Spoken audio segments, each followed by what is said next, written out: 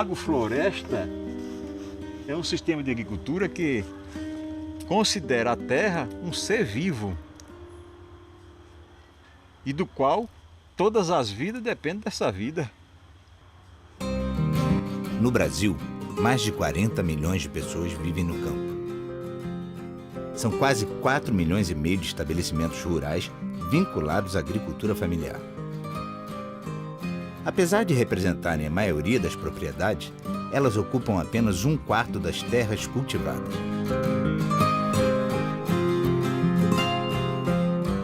Ainda assim, é a agricultura familiar que produz 70% dos alimentos que são consumidos pelos brasileiros. Já as grandes propriedades do agronegócio produzem principalmente soja, milho, algodão, cana-de-açúcar e carne bovina. Todos commodities para exportação. Por isso, esse é um filme com ponto de vista.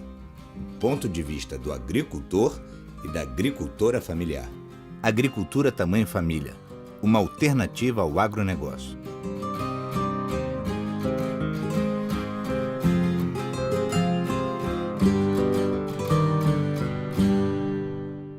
O Movimento Sindical dos Trabalhadores e Trabalhadoras Rurais nasce, a CONTAG nasce já há 50 anos.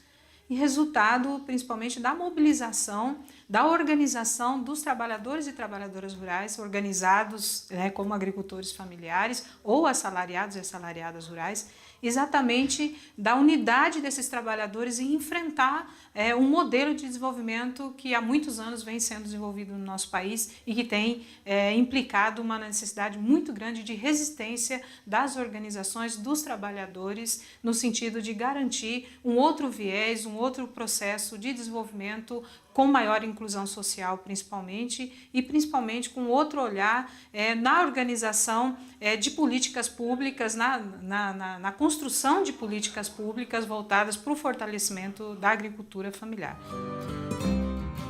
O filme percorreu 5 estados do país em busca de diferentes experiências de produção e organização da agricultura familiar. Amazônia. Agronegócio desmata. Agricultura familiar preserva. Mato Grosso. Nos últimos 20 anos, o agronegócio da região norte do estado de Mato Grosso tem avançado sobre a floresta amazônica. Em função disso, milhares de famílias são envenenadas com agrotóxicos e são destruídos centenas de milhares de hectares de florestas, que dão lugar à paisagem da monocultura.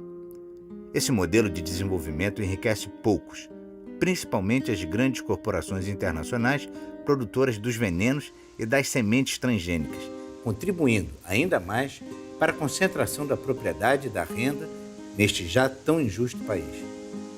Por outro lado, agricultores familiares, desvendando os mistérios das matas, buscam estabelecer formas novas de geração de renda que conciliam a preservação das florestas e dos animais com a produção saudável de alimentos para a população da região.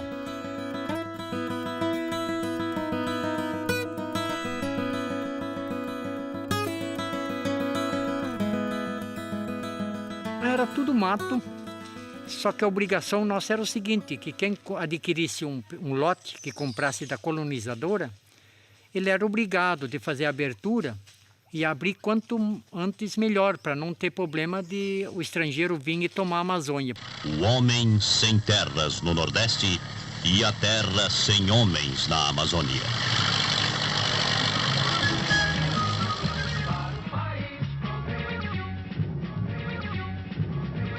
A gente fazia leira de fogo nos pés das figueiras, das castanheiras, para eliminar elas, porque era o problema. Hoje a gente procura uma semente para plantar. Então a gente mudou muito. Nós chegamos do sul com vontade de plantar soja. Aqui só pensavam em soja e arroz, né? Estavam abrindo essa região. E aí nós conseguimos uma terra para abrir ela, para derrubar um pouco de cerrado, né? E plantar soja.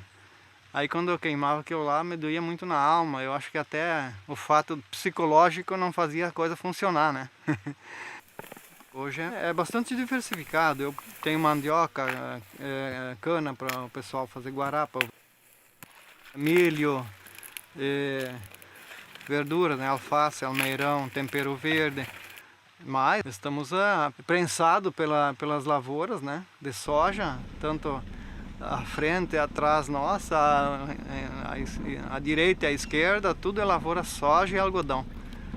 Os assentamentos, a agricultura familiar, praticamente, numa região principalmente da soja, são pequenas ilhas no meio da soja. Se nós olhar a alimentação, toda a questão que hoje abasteceu o supermercado, exemplo, Lucas Rio Verde, Nova Mutum, Sorriso, Sinop, são dados levantados de 80% a 87% disso está vindo de fora, de São Paulo, do Paraná, de Goiás. Nós poderíamos estar produzindo isso. Minha ligação com essa terra aqui é muito forte, né? As pessoas que assim têm a agricultura familiar no sangue, elas produzem muito outras coisas, né? Mel, doces. Quanto mais diversidade no nosso sítio, melhor a nossa qualidade de vida, né? Eu acho meio impossível, né? Ter grandes plantações e a floresta ficar em pé. Eu acho que não, porque para isso acontecer, muita floresta vai vir, né, pro chão também. Não vai continuar do jeito que está, não. O sojeiro, ele quer derrubar, né? Ele não quer ver floresta em pé. Então eu acho que não tem como conciliar uma coisa com a outra, porque o sojeiro ele destrói mesmo. Ele não tem consciência de preservação de meio ambiente, nada. Semeando o futuro.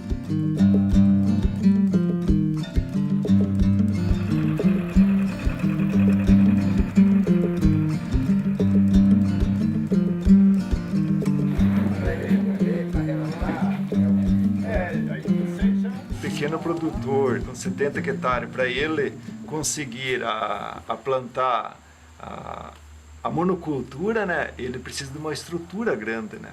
Então essa é uma diferença grande que há entre a pessoa que não tem essas condições de fazer, então de desenvolver essas atividades alternativas, né, que seria a questão de cuidar mais da agrofloresta, cuidar da natureza, vamos dizer, voltada e ter o ganho em cima disso, né?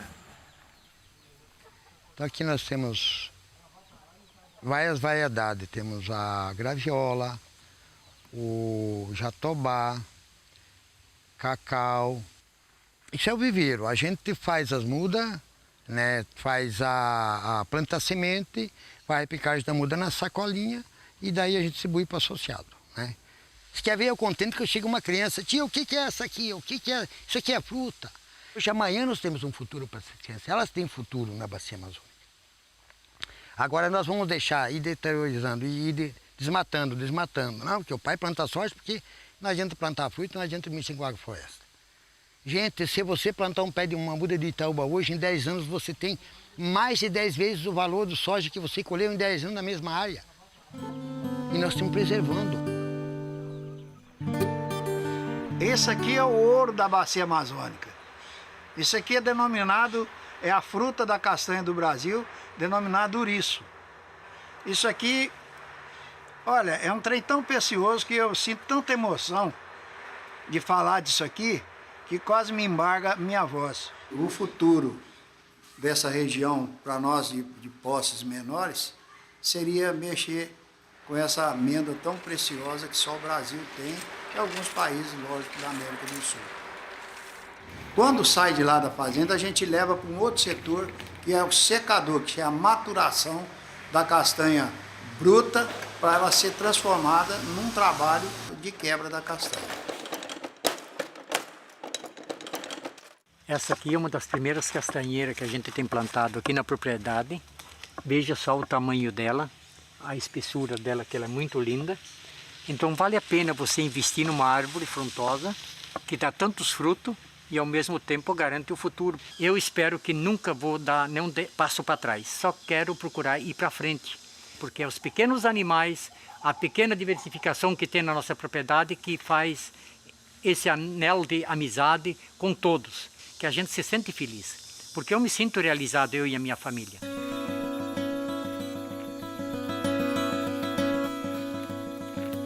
Semiárido, convivendo com a seca. Rio Grande do Norte. No Rio Grande do Norte, 94% das terras são área do semiárido, onde a seca é o maior problema.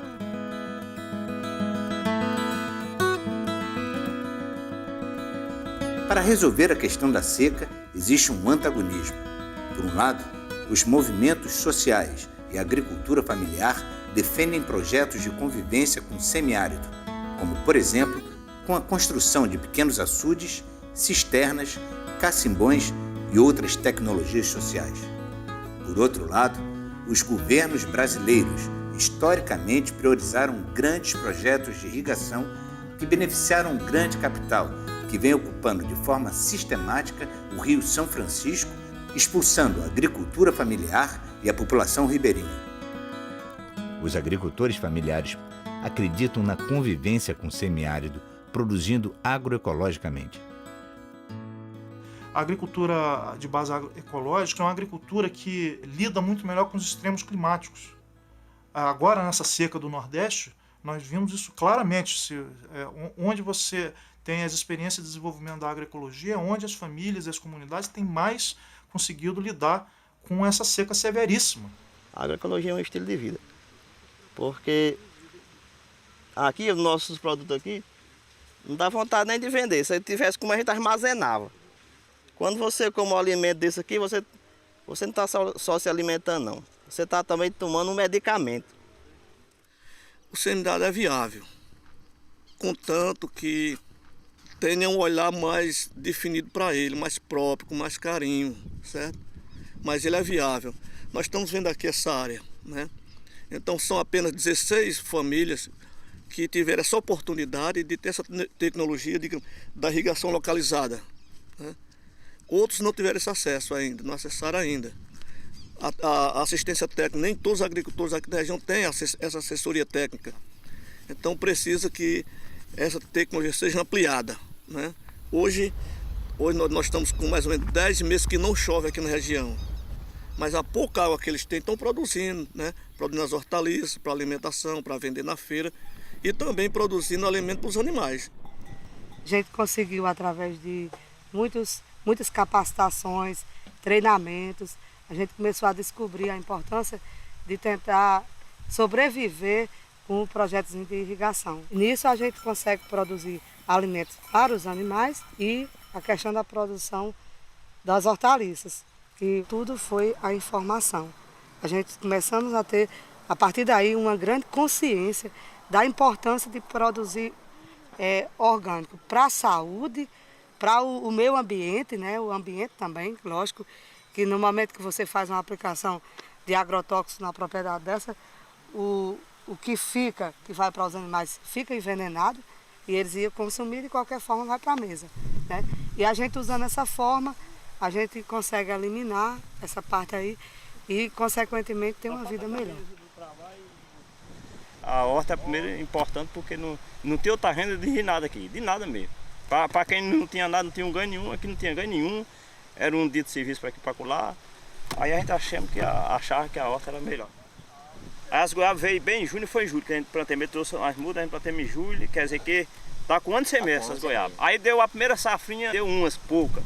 Aí quando foi agora, deu outra safra e essa semana eu tirei, a semana passada.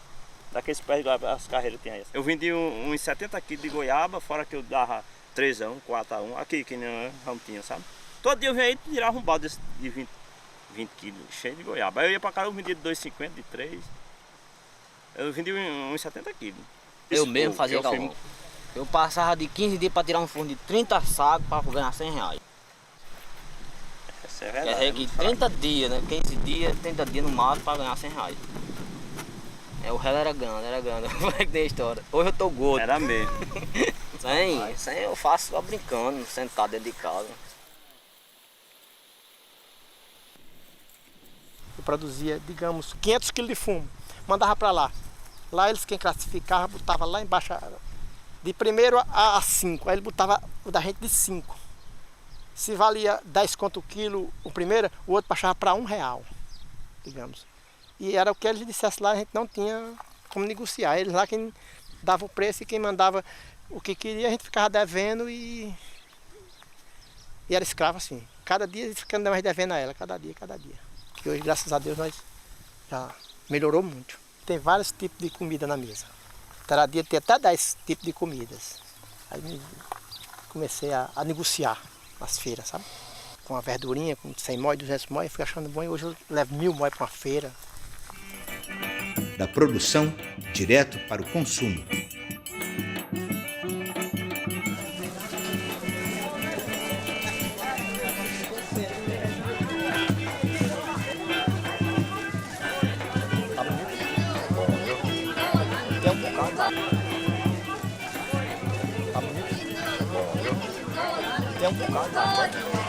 Eu sou uma consumidora contínua, todos os domingos estou aqui comprando os produtos orgânicos, de boa qualidade, graças a Deus, entendeu, certo? Que os produtores acreditaram e estão indo à frente, graças a Deus. É pequena, mas está dando certo, entendeu? Graças a Deus. Tudo melhor, eu acho que se tem havido dentro do comércio, não tem havido aquele negócio de inseticida, o povo até vivia mais um pouquinho, né? Você sabe que está comendo um produto de qualidade. Você não está comendo uma fruta pensando no total do veneno que você tem dela. Botando o cheiro verde na panela, né? Porque até o cheiro é diferente. Então os outros agricultores foram se interessando, porque foram vendo também a preferência da população pela produção orgânica, né? Que é melhor qualidade de vida. Não só no financeiro, né? Mas também no aspecto da questão da saúde. Porque se a gente produz orgânico, se não tem veneno, a nossa qualidade de vida vai estar aumentando, né?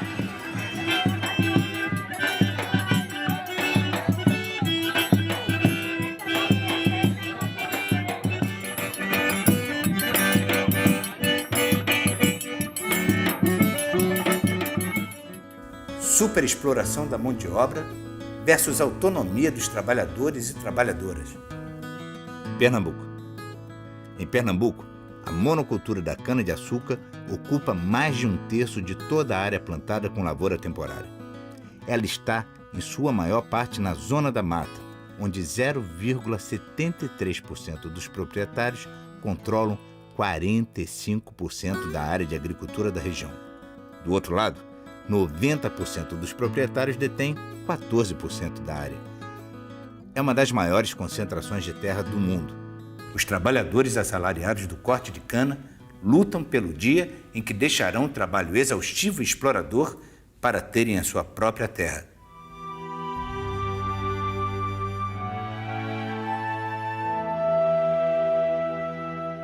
Na verdade, o agronegócio, ele, com todo o seu discurso de modernidade, de civilização, ele mantém relações medievais de trabalho, né? Quer dizer, haja visto que o crescente número de denúncias na área de escravidão em grandes fazendas. A tendência é de piora, porque para que essas empresas elas continuem viáveis economicamente num ambiente cada vez mais hostil do ponto de vista econômico, elas precisam explorar cada vez mais o trabalho. Eu entrei no contrato, né? Na safra. Passei meio e terminei ficando por 12 anos. Até agora faz 12 anos que eu trabalho na empresa. Eu trabalhava no fogo, botando fogo, queimando a cana. Aí estava muito prejudicado da minha vista e até hoje estou prejudicado por causa da quintura do fogo. Eu acho assim, né, que a gente devia ganhar melhor, ter mais coisa melhor para nós. A gente emagrece, né, nesse prédio a gente emagrece muito. O desgaste que a gente tem aqui não dá nem vontade da gente comer. Rendimento médio mensal dos trabalhadores e trabalhadoras temporários no corte da cana, 49% do salário mínimo. 85% não possuem carteira assinada. O artigo publicado na revista Saúde e Sociedade afirma que diariamente o trabalhador do corte da cana, em média, caminha 9 quilômetros, carrega 12 toneladas em monte de 15 quilos, faz 800 flexões de pernas, despende mais de 130 mil golpes de facão, flexionando o corpo 36 mil vezes para golpear. Isso leva a uma perda diária de 8 litros de água, sob os efeitos do sol forte, poeira e fuligem expelida pela cana queimada. O esforço é tamanho que o dispêndio de energia resulta em morte dos trabalhadores ou em perda precoce da capacidade de trabalho. Eu marco de 2 horas, 2h30. Aí quando saio de casa para o serviço é 3h40, 3h50. Quando acaba vem chegar no serviço é 5 horas, 5h30. Agora o horário de sair não tem horário certo não. Nesse trabalho, acaba se força muito, né? Trabalho, acaba muito trabalhando nesse trabalho também. Agora se o cara tivesse outra oportunidade de outro serviço, era bom demais. Acaba não corta de cana. Trabalho porque é o jeito mesmo. Se eu tivesse uma oportunidade, tivesse um pedaço de terra, uma coisa para plantar uma coisa, claro que eu ia deixar esse serviço aqui e ia trabalhar para mim. Porque trabalhar para a pessoa, tendo, é muito melhor do que trabalhar aqui no corte de cana, né? Hoje o cortador de cana, na verdade, não deixou de ser escravo, não. Eu chamo de escravo moderno, mas continua sendo escravo. Você é obrigado a fazer aquela produção para poder ganhar aquele dinheiro. Olha, hoje em nosso município temos 8 assentamentos pelo INCRA e temos um pelo crédito fundiário. E essas famílias hoje, graças a Deus, vivem bem melhor do que o cortador de cana. Sempre planto roça, planto batata, macaxeira, planto uma caninha também. Aconteceu que hoje trabalho para mim, para sobreviver e dar de comer a minha família. É melhor ser assentado do que ser empregado de patrão, né?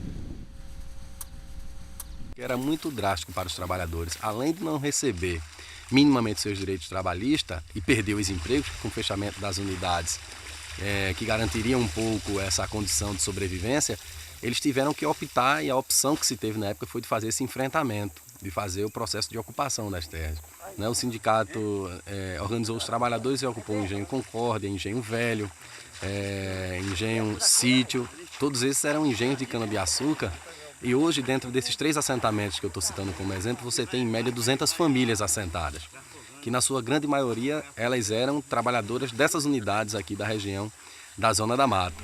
Então isso deu uma condição favorável para que as famílias pudessem ter uma transição do assalariamento rural para a agricultura familiar, no processo de reforma agrária. É um negócio familiar, onde você, com seu esforço, você consegue, e da sua família, se manter e, além de se manter, abastecer também com alimento as pessoas que não têm essa condição de poder produzir. Agrofloresta, uma maneira de fazer agricultura familiar.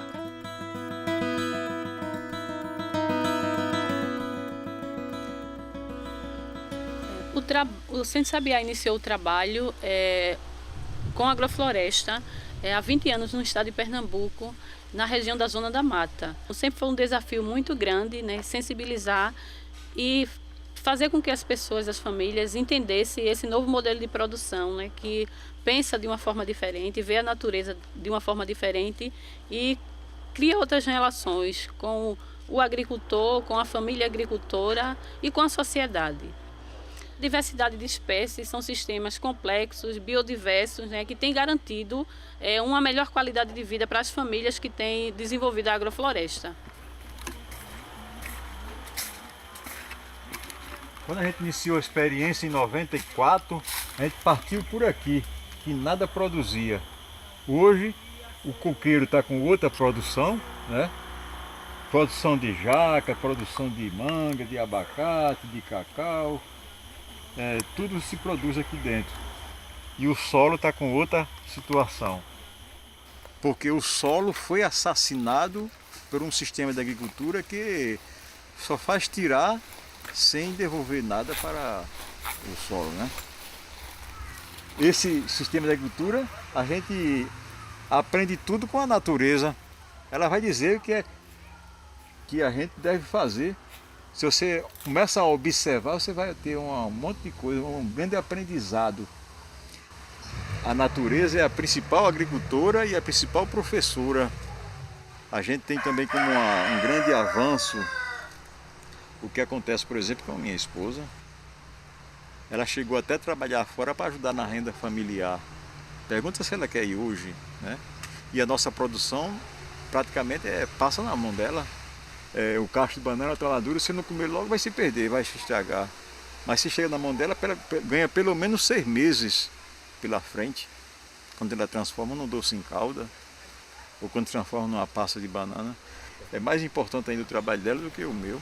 Agrega diversidade, durabilidade e agrega valor. Estou fazendo pastel integral com recheio de repolho e o repolho com verduras, né, refogada. Esse beneficiamento dentro do sistema da agrofloresta, ele nos trouxe assim uma segurança, né, muito grande, não só para o comércio, como também para a nossa família. Nós somos pequenos ainda, mas somos uma luz, né, de estar assim, preservando a natureza, preservando a vida, preservando assim, coisas que o mundo precisa se despertar para isso. Porque a gente sabe o quanto está sofrendo aí, né, de agrotóxicos no mundo, doenças que está trazendo pela alimentação, e a gente tem a certeza que estamos sendo uma luzinha, levando aí, e queremos que essa luz ela se multiplique, não só conosco, mas com outros agricultores, com outras pessoas que realmente têm amor à vida, leve isso aí para frente também. Que a gente vê no espaço agroecológico. Todos os sábados, né, pela manhã, a gente sai daqui e leva para lá. A gente, quando chega lá, já tem cliente, muitas vezes esperando, às vezes até ajuda a arrumar as barracas conosco. Eu sempre digo a todos assim, né, a gente vende, a gente precisa, é lógico, mas o que se passa entre a gente e os clientes é muito mais gratificante do que mesmo o dinheiro. É a confiança que passa para eles e eles para a gente. Eu me interessei pelos produtos orgânicos, né, pela qualidade de vida, qualidade na alimentação e qualidade de vida. Né? A gente começou a ter uma resposta no nosso organismo, em problemas assim que a gente tinha. Tipo assim, eu tinha frequentes dores de cabeça, não tenho mais. Uma folhinha orgânica aqui é muito mais barato do que o orgânico vendido nos supermercados, entendeu? E é mais barato do que o não orgânico também. Eu sou contra o atravessador, e essa feirinha veio a gente comprar do próprio produtor, que era o que sofria com o atravessador. Ele produzia e era explorado pelo atravessador. Além disso, de ser mais saudáveis, são considerados produtos limpos, para mim é muito importante que eu estou contribuindo para a vida também das pessoas que trabalham com produtos orgânicos, com agricultores. Eu estou contribuindo para o comércio local, eu estou contribuindo para a vida delas, para a agricultura familiar. Na medida que nós temos mais consumidores e mais produtores também orgânicos, da agricultura familiar, esses preços se tornam mais acessíveis. Não acontece porque tem uma política governamental, né? A gente tem uma política muito ambígua no campo governamental. De um lado, você tem o Ministério de Desenvolvimento Agrário, que apoia agricultores familiares, e você tem o Ministério de Desenvolvimento da Agricultura, né, que apoia essas grandes empresas. Se você for pensar em termos de recursos governamentais em relação ao que é financiado para a agricultura familiar e para as empresas agropecuárias, é uma distância muito grande. Então, eu acho que não há uma política que, de fato, priorize isso como uma questão importante. Luta pela terra. Latifúndio igual a agronegócio. Reforma agrária igual a agricultura familiar. A conquista da terra para agricultores familiares representa o primeiro passo na construção de uma vida livre em que não estão mais sujeitos aos patrões.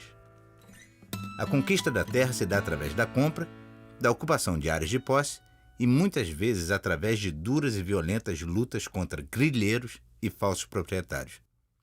O estado do Tocantins foi palco de muitos desses enfrentamentos. No final da década de 90, o governo do Tocantins criou o projeto Campos Lindos e doou a terra para aliados políticos, desconsiderando os antigos moradores do local. E esses políticos apadrinhados pelo Siqueira Campo não tinham nenhuma relação com a produção, com a agricultura, mas logo em seguida negociaram os lotes para produtores, exploradores de soja, principalmente do sul. Com isso, muitas famílias que não tiveram a oportunidade de participar de uma reação, de uma organização, perderam o direito de continuarem trabalhando. Aqui era a minha cozinha. ainda está o alicerce aqui, que era uma cozinha, que empurraram de trator. Em Campos Lindos, desde a implantação do projeto pelo governo do estado, aproximadamente 400 famílias ou quase 1.000 pessoas tiveram seus direitos de posse usurpados, sendo expulsas de suas terras, indo para a periferia de cidades próximas.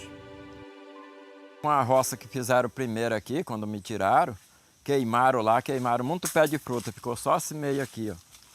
Mas tudo feito por mim e meus filhos. Aqui era a cisterna de eu pegar água, tudo feitinho, bem feitinho aqui, os beijos tudo, eles vieram, empurraram tudo para dentro, entupiram aqui, que era uma água linda, porque no Ribeirão a gente não pode mais beber, que está intoxicada as águas.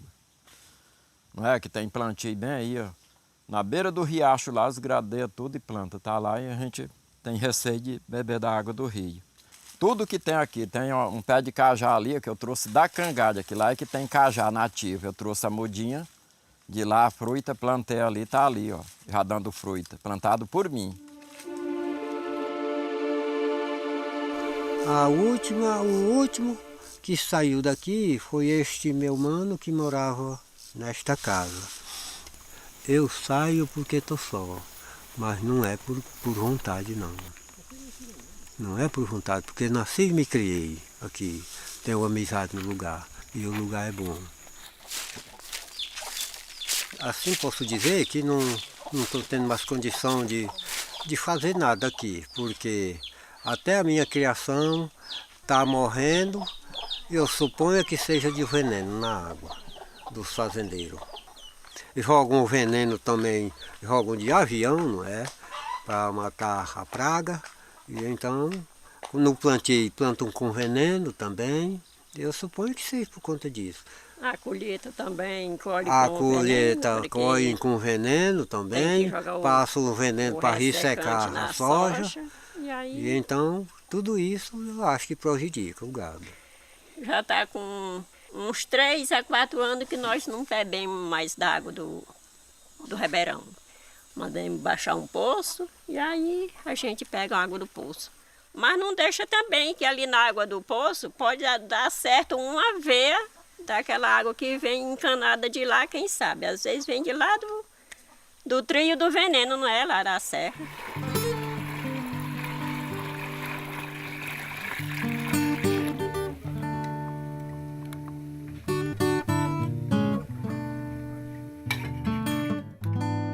A maioria dessas famílias que saíram daqui estão no município, na sede do município de Campos Lindos, nas periferias, vivendo em condições de extrema pobreza. Imagina uma cidade do interior, uma cidade de em torno de 8.000 habitantes, de uma região que se diz rica de produção agrícola, em que famílias têm que se alimentar de restos de lixo.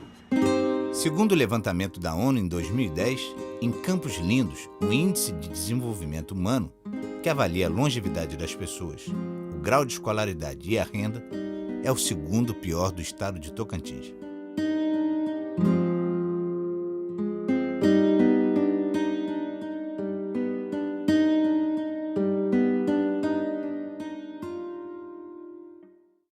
A situação de hoje, ela nos apresenta novas vulnerabilidades provocadas pelas contradições do modelo de desenvolvimento. De 2002 para cá, é que descobrimos que o Tocantins passou a ser também um campeão dos estados que escraviza.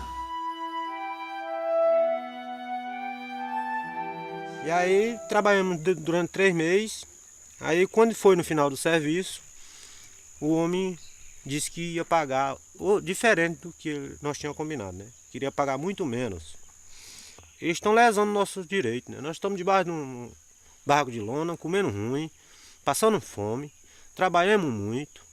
E a partir daí, muita gente foi se vendo, né, que estava sendo lesado mesmo e através até de mim, muitos já foram resgatados de outros lugares, né? Região do Bico do Papagaio. Região onde a luta dos trabalhadores e trabalhadoras rurais levou à conquista de terras e à implantação dos assentamentos de reforma agrária. Vinde, meus filhos de tez queimada, segui em ordem vossas armas preparadas, vossos machados de gume cortante, pioneiros, ó pioneiros. A estrada Belém-Brasília começava. A região do Bico do Papagaio, ela, né, houve uma grande migração, né, de muitos nordestinos, pessoas de outras regiões, né? E com a construção da Belém-Brasília, houve uma especulação, né, das terras com a grilagem de terras. Nós, na região do Bico do Papagaio, no Tocantins, né, que antigo norte goiano, passamos por uma peleia muito grande na construção da luta pela reforma agrária. E uma perca mais irreparável que tem na história da luta pela terra no Bico do Papagaio foi a perca do padre Josimo, né, que foi um padre, um jovem que lutou e foi morto aos 33 anos de idade porque defendia os interesses dos trabalhadores e das trabalhadoras daquela região. Assim como o padre Josimo, milhares de pessoas foram assassinadas, realidade que permanece até hoje na luta pela terra. Os agricultores, a partir do apoio, né, da CPT, da igreja, eles começaram a tomar consciência dos seus direitos, né? E a partir daí culmina com a criação de sindicatos dos trabalhadores rurais, e essa luta pelo acesso à terra, ela se intensifica na região, né? Havendo conflitos bastante fortes. A luta é pesada, mas eu acho que a vitória é maior, né? Só quem sabe quanto custa a gente viver corrido, através dos direitos da gente que nós temos, que a terra sempre é da União, da nação, é só quem passou por esse sufoco. Cada quem tinha sua moradia aqui na região. Essa fazenda hoje, que é só de um dono, naquela época eram vários donos. O latifúndio tomou as terras, né? Os pais não puderam ter o acesso de criar os filhos dentro da mesma terra onde se nasceram. Nosso objetivo é resgatar um pedaço de chão para nós poder produzir alimento, né? Para que os nossos filhos possam não estar passando o que nós estamos passando hoje. Desempregados, né?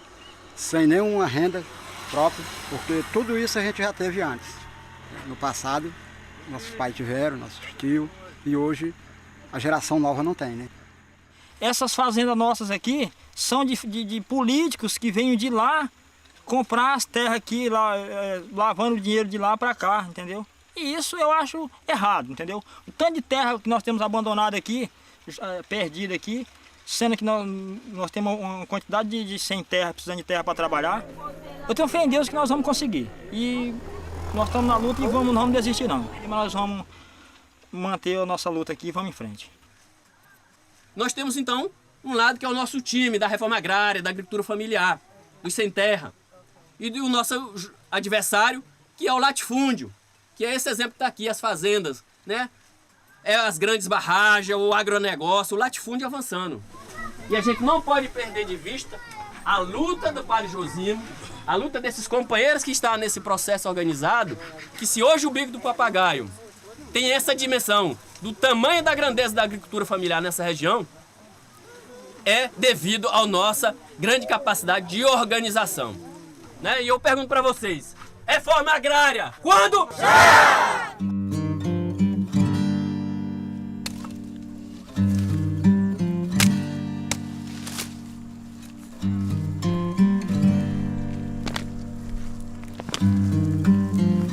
Os acampados na beira da estrada, eu acredito que eles estão reivindicando um direito que eles têm necessidade, igual a gente teve na época anterior. Eu me criei, só tinha mãe, nós não tinha terra, morava na terra de patrão, mas eu me sinto feliz de ter conseguido a terra, ter criado meus filhos, ter dado um estudo para eles. São 7 filhos que eu criei. E graças a Deus, meus filhos, quase todos eles têm um endereço próprio.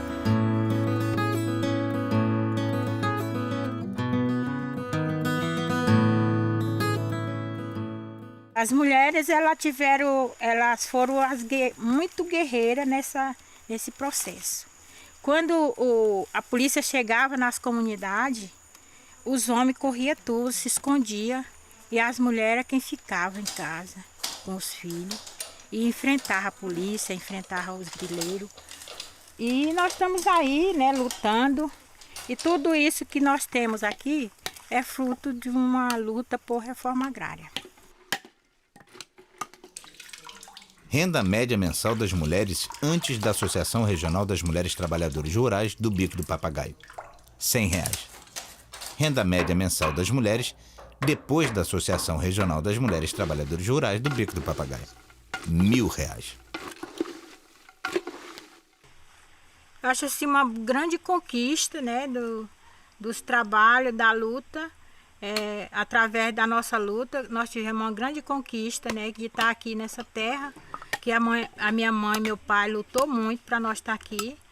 E essa luta vai ser uma coisa para sempre, né? Esse lugar aqui vai ser um lugar que nós vamos criar filhos e netos e talvez nós não vamos acabar nunca.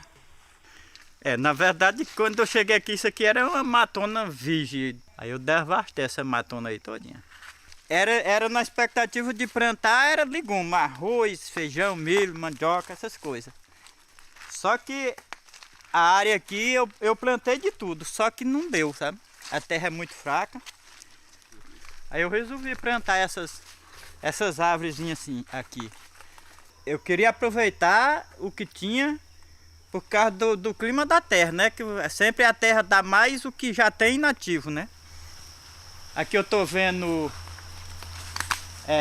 copaíba, cacau nativo, tô vendo louro, camaru, bacuri, cupu. Aqui trabalha gente da família, trabalha mulher e trabalha mais gente de fora. Uns ajuntam uma fruta, outro corta, outro faz, guarda e junta todo mundo e faz. 3 hectares de cupu hoje de bacuri está gerando em 3 meses o que o gado gera durante um ano, mais ou menos. Daí, né, a importância dos SAFs aqui nessa região e dessa questão de trabalhar esses sistemas agroflorestais. Sempre existiu 2 modelos de desenvolvimento, né? Esse preconizado pelos trabalhadores e trabalhadoras rurais da região, né, que investe naquilo que é local. E também eu acho que existe, né, um outro modelo que é preconizado pelos governos, que é o quê? É a criação de gado, né, é a monocultura da teca, do eucalipto, que se avança muito fortemente aqui na região. Eles podem provocar um processo inverso, que é justamente a expulsão dessas famílias que hoje estão assentadas, que estão produzindo, né, de sair das suas terras. Ele não derruba essas palmeiras, ele não devora os palmeirais. Tu já sabe que não pode derrubar, precisamos preservar a riqueza naturais. Tu já sabe que não pode derrubar, precisamos preservar a riqueza natural. Garantia da sucessão rural. Rio Grande do Sul. A continuidade dos jovens na propriedade é atualmente um dos grandes desafios da agricultura familiar. No Rio Grande do Sul, em 12% das propriedades agrícolas não há sucessor. As experiências visitadas nos mostram que políticas de acesso à terra, diversificação da produção e melhoria geral dos serviços públicos são fundamentais para dar condições básicas para que os jovens permaneçam no campo. No Rio Grande do Sul nós temos alguns dados em relação à agricultura familiar, que 43 mil propriedades não têm um jovem sucessor, que é no caso um filho que vai assumir a propriedade. A gente tem priorizado as famílias que têm acessado ao Programa Nacional de Crédito Fundiário, porque são famílias geralmente que têm uma rentabilidade menor, né, que a possibilidade deles permanecerem no meio rural é através do programa, continua utilizando a infraestrutura dos pais, né, no momento de uma agregação de área. Eu acho que com certeza tem que valorizar a questão da agricultura familiar, porque aqui gera emprego para nós. Os meus filhos têm ocupação aqui, enquanto na monocultura gera emprego só para alguém, enquanto na realidade o dono, o produtor mesmo, não trabalha com essa atividade. Enquanto que nós, aqui, o meu pessoal, nós, a família, nós fizemos mesmo o nosso serviço. Você é o dono do seu próprio empreendimento, trabalhando no sistema familiar, tu consegue baixar o teu custo de produção, já que tu não depende de mão de obra de fora, de terceiros, né?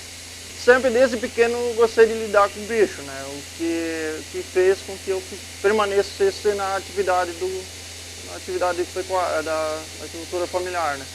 Isso é uma importância, esses créditos, para podermos adquirir o maquinário, né? E fazer melhorias na propriedade, construção de novos galpões, e ampliar a produção. E isso tudo influenciou na permanência na propriedade e na melhorização da produção. Eu sou natural de Pelotas, né, do município lá da região mais sul, e eu vim parar num outro município, depois numa área alugada, e daí depois eu passei a vir para esse município, né, faz 10 anos atrás, e aí surgiu essa oportunidade dessa área aqui. Primeira coisa, tem que fazer a limpeza, porque isso aqui era uma área com muito, inclusive até era um antigo lixão, né? E assim que teve limpa a área, a gente começou a montar as estufas, né? E começar o trabalho, né? Quem adquire a área pelo crédito fundiário, né? Ele já tem um benefício que é o Pronafiar, que é para, no caso, indicado mais para infraestrutura, né? Começar a montagem, coisa. Então esse a gente também pode ter acesso a esse crédito, né? Nem sempre o grande produtor, né, ele produz coisas mínimas, assim, como hortaliças, coisas assim, geralmente não é a tradição grandes produtores produzir, né? Essa aqui é uma plantação de pepino salada, é um sistema semi-hidropônico, produzido em slab com substrato e com fertirrigação, né? A gente resolveu em 2011, a gente fez essa estufa aqui para plantar hortaliças. E eu acho que está saindo bom, está dando um bom resultado. A gente está diminuindo com a planta de fumo. E vamos seguir nessa aí, né? Porque o grande não vai diversificar, não vai produzir certos tipos de produto. O grande entrou numa linha de produção, né, em larga escala, mas não faz de muita diversidade, né? Isso sai só do pequeno.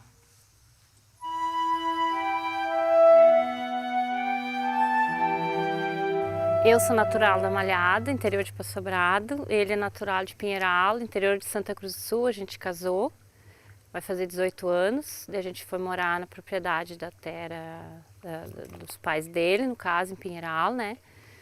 Daí, assim, a gente arrendava toda a terra lá para plantar, né? Que a gente plantava fumo. Era a nossa renda principal, só ela, né? Era o fumo. Daí tinha que arrendar a terra, tinha que comprar lenha, tinha que... E ainda dá porcentagem para os pais dele, né? Daí a gente, assim, não achou viável aquilo pra gente, não sobrava muita renda, né? Muito dinheiro. Daí a gente foi procurar uma área de terra pra gente. Primeiro a gente chegou aqui, era tudo capoeirão, né?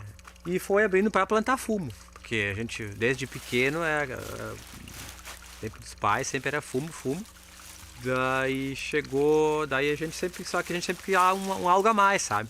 Não queria só o fumo para nossa vida. Então, e ela sempre queria uma coisa diferente, um negócio de flor, ela gostava muito de flor. É um trabalho a mais, tu vai ter que trabalhar a mais, sabe? Não Até porque a mentalidade da gente foi criada voltada ao fumo, né? Daí tu sair dali, tu te sente meio às vezes fora do chão, né? Será que eu vou conseguir fazer, né?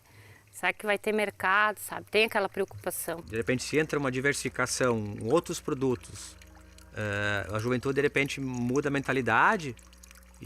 Só que tem que ser valorizado também, né? E aí ela continua, ela fica. Eu também faço parte da agroindústria Mulheres Guerreiras, aqui dessa mesma localidade, né? Que é uma associação só de mulheres, 11 mulheres. Produzo abóbora para a agroindústria, que é uma cultura assim de fácil cultivo, que eu consigo fazer ainda junto com as outras coisas que a gente faz. Daí a gente cultiva isso. E também cultivo alimentos para os animais.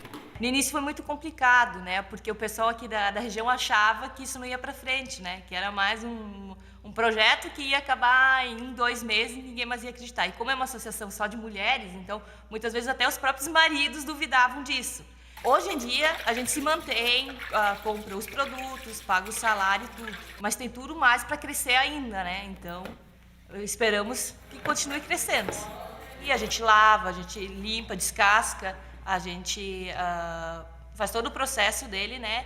Aqui a gente faz conservas, doce, molho de tomate, pasta de alho. Com a divulgação e nosso produto sendo muito bom, sabe? Tendo uma qualidade. Então acho que o pessoal está começando a acreditar mesmo. O governo tentar dar mais incentivo, porque muitas vezes eles dão, mas chega até um certo ponto, depois você não tem como continuar, né? Então acaba esbarrando nesse problema, né? É uma das coisas que a gente viu aqui bastante da agroindústria. A gente só conseguiu manter ela depois com os projetos do governo, que é o PAA e a merenda escolar. Porque se tu depender só de mercado, é muito complicado, né? A partir da estimativa conservadora da Unesp, no Brasil, há 40 milhões de hectares de terras improdutivas, passíveis de desapropriação, que seriam disponibilizadas para a reforma agrária, o que permitiria o assentamento de mais de 1 milhão de famílias.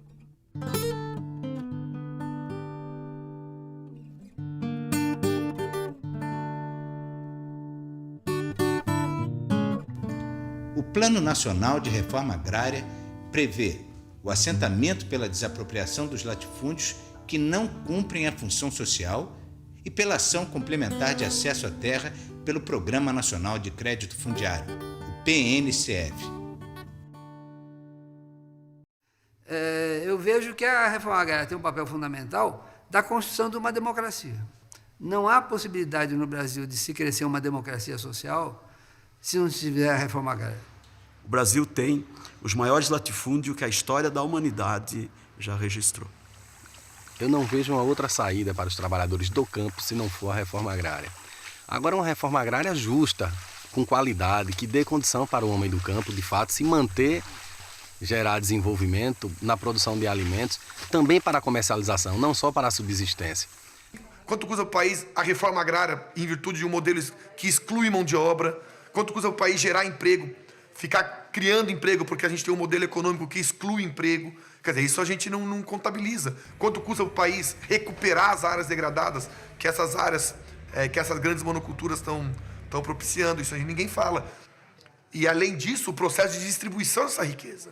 Né? Não adianta eu ter uma atividade que me gera 5 milhões de reais em termos de estratégia econômica para o país, né? E essas 5 milhões ficam na mão de uma pessoa, ou de 2, 3 pessoas. É realmente uma visão que nada tem a ver com a visão que os movimentos sociais tiveram quando lutaram pela terra, pela reforma agrária, pelo modelo de desenvolvimento, onde o trabalhador do campo é sujeito e pode ter visão própria e encaminhar uma agricultura, uma forma de existência social, onde as coisas se equilibram, onde a natureza é respeitada, etc. Vamos continuar firme nessa luta, desafiando todos os limites que nós temos para que a gente possa implementar um projeto onde seja incluído crianças, homens, jovens e mulheres de todas as idades, para que a gente efetivamente tenha uma nação justa e igualitária, onde nenhuma pessoa possa passar fome. É caminhar para verdade, para a luta do camponês, né? Eu não tenho estudo, meus filhos, eu estou tentando ver se dou estudo para eles. Mas um estudo que ensine a eles caminhar na estrada que é a deles. Porque não adianta eles querer crescer e dizer assim, não, eu vou ser um fazendeiro e explorar, né? É o pai. Meus filhos estão chegando. Vou indo para a escola. Passa aqui. Apresentar meus filhos. Vem. Passa aqui. Tu vai para onde, Daniela? Pra escola. Vai para a escola? Vem. Vai passando. E tu, Carlos, hein? Vai para onde? Pra escola. Vai aprender, estudar, ler? Tu gosta da roça? Uhum. Passa pra ali, vem. E tu, tá comendo um matinho? Vai pra escola? Tá certo, vamos com Deus pra escola, viu?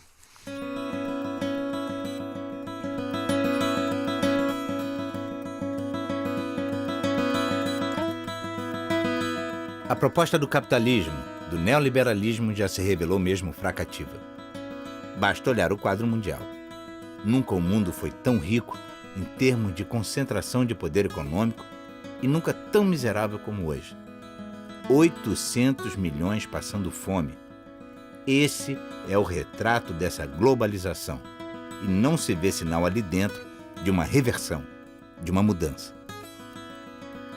A mudança é de outro rumo, é em outro universo. E é justamente a partir desses pequenos, da pequena semente de mostarda, a partir do pouco fermento que a mulher pega e põe na massa de farinha e logo aquilo cresce. A partir da pequena chama que ainda fumega e pode se tornar um grande incêndio. Dom Tomás Balduino, 1922-2014. Especialmente nos últimos anos, conquistamos políticas públicas e programas que ajudam a agricultura familiar, como a ampliação do PRONAF, o Programa de Aquisição de Alimentos, o PA, Programa de Merenda Escolar, o PENAI, e o Plano Nacional de Agroecologia, dentre outras medidas estratégicas.